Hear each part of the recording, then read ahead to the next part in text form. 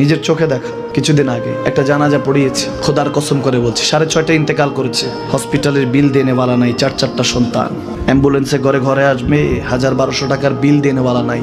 কি বুঝলেন? ক্ষণস্থায়ী দুনিয়া।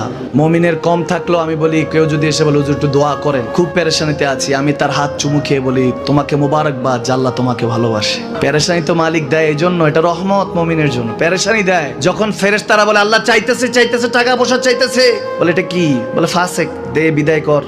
তার চাওয়া চাই, বিরক্ত লাগে, বিদায় কর, কি লাগে দে। মমিন যখন চাইতে থাকে আল্লাহ আমাকে কিছু লাগবে, যখন একটু করে চায় আমার মাটাকে সুস্থ করে দাও, বাবাটাকে আল্লাহ আমার স্ত্রীকে, আমার আমাকে একটু তৌফিক দাও, চাইতে থাকে মমিন। আল্লাহ বলে যখন ফেরেশতারা দেখে মমিন চাচ্ছে, দেরি করতে পারে না, তাড়াতাড়ি খাজানা নিয়ে দিতে নেবে, আল্লাহ বলে রাখোস না, এত তাড়াহুড়া কিসের? তার চাওয়ার মধ্যে তো প্রেম আছে, একটু চাইতে দেস না। থাকুক না মমিন আর একটু পেরেশান, থাকুক না, থাকতে দেস না, একটু থাক, একটু থাক। পেরেশানিতে রেখে আল্লাহ মজা নেয়, মহব্বত নেয়, মমিনের অন্তর থেকে খুশবু নেয়।